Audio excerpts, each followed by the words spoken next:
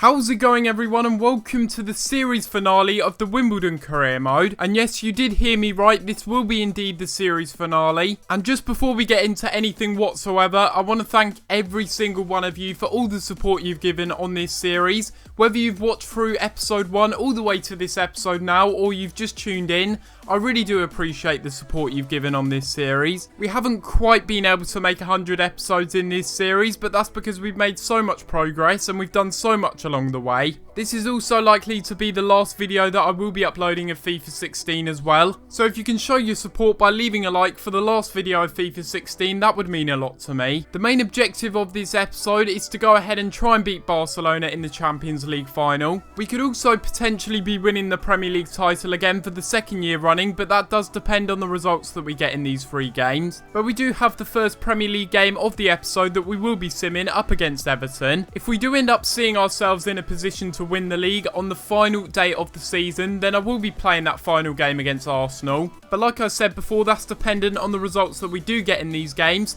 We end up winning this one 2-1 though, which is very good to see. Conan and Patterson scoring the goals for us. I'm sure some of you will be interested, but Joe Roberts will only be out for a day with a head cut. And after that, we will also have some player training as well, and hopefully we can see some growth from this session, and we see Daniel Bentley going up to an 83, and that's going to be +5 this season for our backup goalkeeper, which is really good. We do now have an away game though against Wolves in the Premier League, and looking at their recent results, it's not really looking too good for them in this game. I mean, they've conceded 9 goals in 3 games, which really isn't good, and we do end up winning this one 2-1, so despite the fact that we were away from home, we still end up picking up a good result. So we do now have the final game of the Premier League season, and it looks like we're going to be battling with Spurs for the Premier League title. Looking at the table from Arsenal's perspective, they need to get a win in this game, and they need to beat us by at least 10 goals to match United's goal difference, and I just really don't see that happening. So really, it's not really too much to play for Arsenal in this game. They can't drop down to 6th, and they can't realistically go into the top 4. So hopefully that does mean Arsenal will just roll over and beat us in this game, especially as if they don't do that,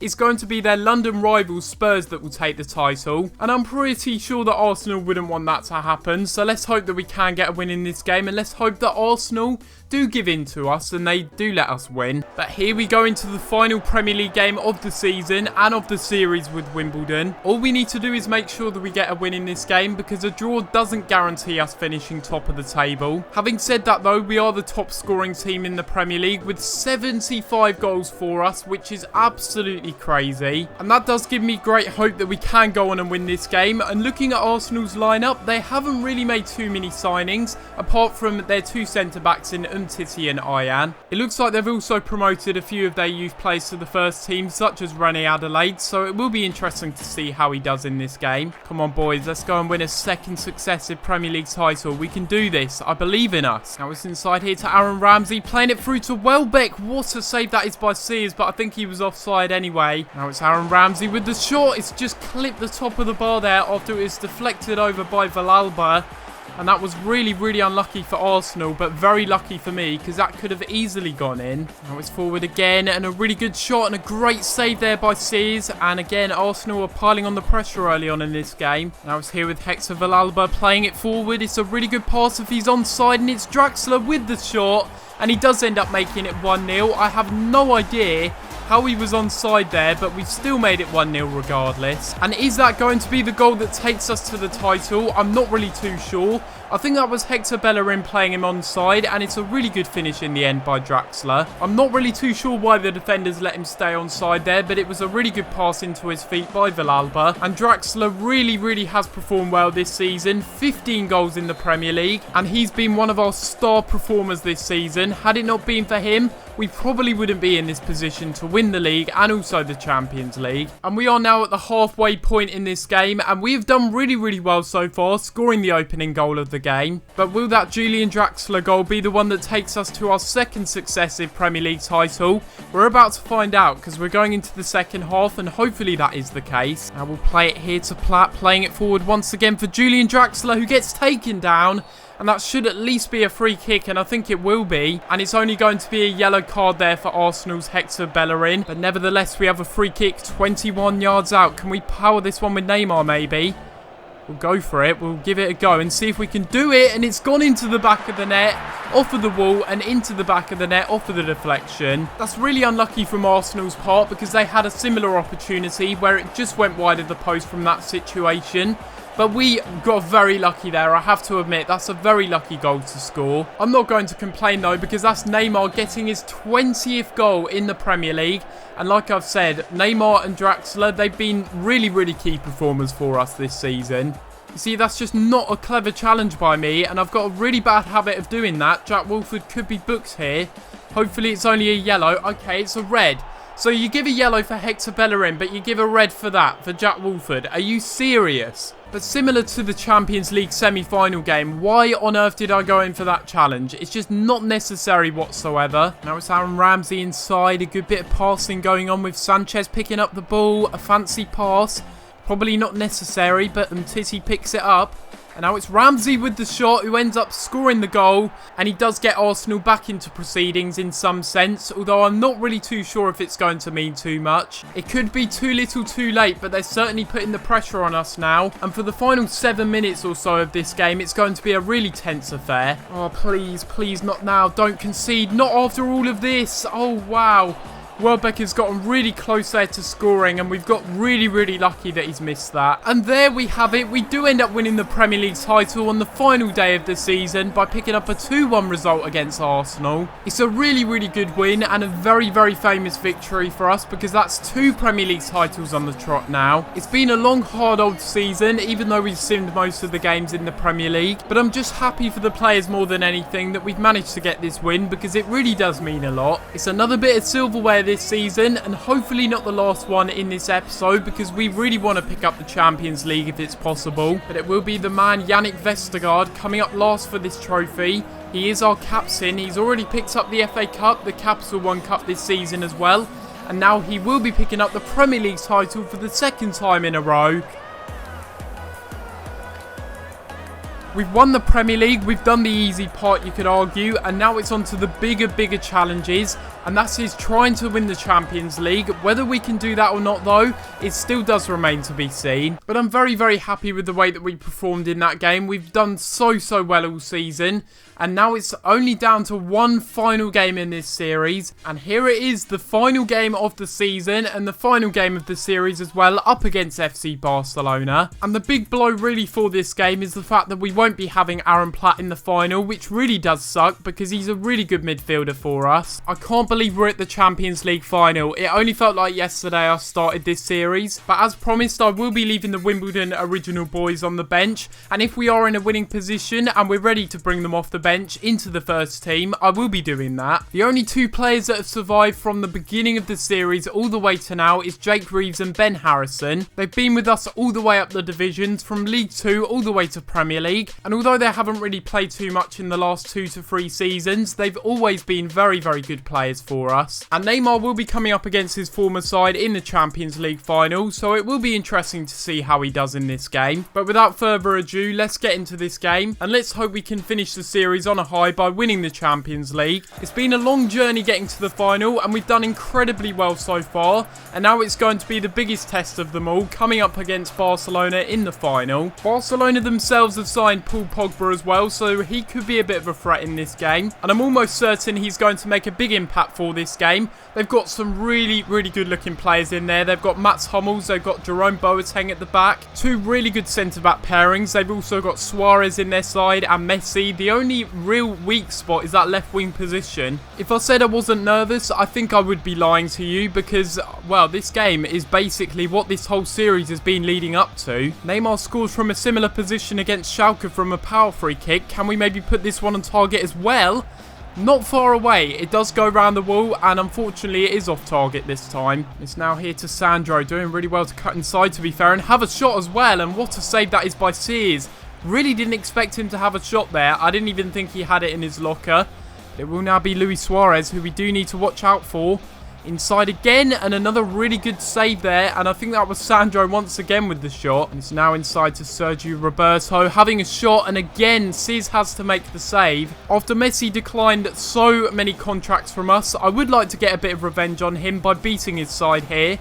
but it's not looking likely at the moment with Sergio Roberto going through, and I'm really not playing well so far in this game, and it's another save that has to be made by Sears. Good passing here by Barcelona as Suarez gets on the ball, passes it through to Sergio Roberto, who ends up scoring the first goal of the game, and I have to say it has been coming. I've just crumbled under the pressure so far in this game. Barcelona have just outplayed me completely, and they deservedly get themselves a goal. It's a shame that they've scored just before half-time though, because I thought we could have just held on till half-time, but they do end up scoring. I mean, the stats really do tell it all in this game, don't they? Barcelona have just been completely dominant so far, and it's going to be very difficult for us to get back into the game in the second half. You just look at the difference from our attacks to their attacks possession-wise, and they've had a lot more possession in our box compared to us in theirs. And once again, it's going to be inside here to Pogba, and oh my god, another shot on goal. And we are really struggling to create chances. It just seems like more of the first half in this second half. Only 8 minutes left or so in this game now, and it's going to be really, really difficult for us to get back into this one. So it's all out attacking time. Maybe he can save us from this problem that we're having of not being able to find a goal or even have a shot.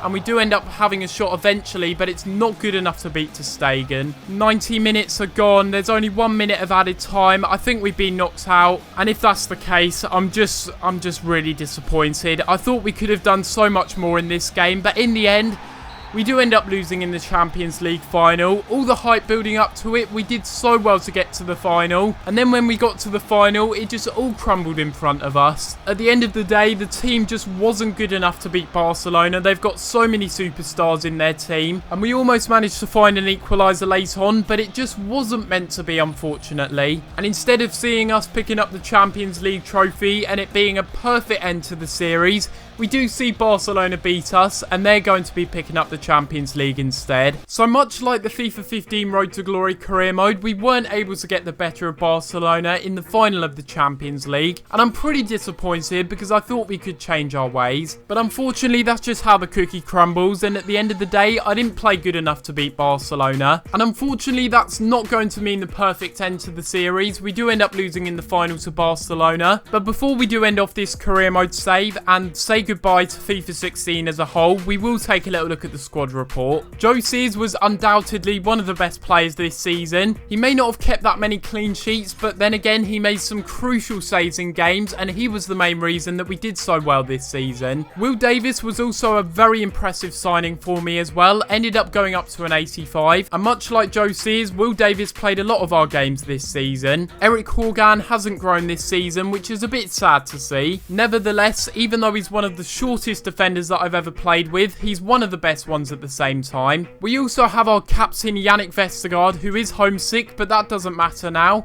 He's up by +1 to an 82. Jack Wolford was a very impressive player growth-wise this season. He ended up going up by +5, and you look at his defending stats now, and they're really, really good. Anderson City was a bit of a rotational player for us this season, but he's ever so reliable, and he ended up going up by +2 this season. Rasmus Strandberg, another one of our youth players that was just so brilliant for us. 47 appearances, 5 goals, 8 assists and 18 clean sheets. He was a really good central midfielder. Hector Villalba didn't really grow too much after we signed him from Leicester City last season, but he's up to an 81. He ended up playing 60 games this season and didn't get injured once, which is very impressive. It would have been nice to see our superstar signing Neymar going up to a 93 this season, but regardless, he had a very, very good debut season, getting 20 goals in 25 appearances in the Premier League. Bear in mind, he was playing as a left winger as well, not a striker, which, I mean, that goal to game ratio alone is just brilliant. Probably two of our best players this season being Neymar and also Julian Draxler, who ended up going up by +2. Another player that was just absolutely brilliant all season, and in total 26 goals and 10 assists for a central attacking midfielder. Adam Armstrong, again, one of our players that we've had since the beginning of the series. He did get injured this season, but he still managed to bag himself 11 goals. Drogba's regen, a bit like a City, was a bit of a rotational player. After signing Neymar, it was a bit difficult to fit him into my plans, but he's still got 15 goals, which is nice. Daniel Bentley, our backup goalkeeper, is almost as good as Joe Sears now, which is really good. And he averaged a clean sheet every other game, which is quite impressive. I always like to keep 1 or 2 players from the original squad in the save, and I've done that with Jake Rees. He's up to a 71 overall, and he actually played quite a few games this season. Rafa Morrison, signed in January, really did do well for us, notching 2 goals and 3 assists. Same goes for Ben Harrison really, not really too much game time for him, but he is an original Wimbledon player. John Souttar was also a bit of a rotational centre-back / CDM. Despite that though, he did make 30 appearances and also got 4 assists as well. We also have a couple of other players here, mainly being youth players, and if you do want to take a little look at any of their stats, then you can pause the video.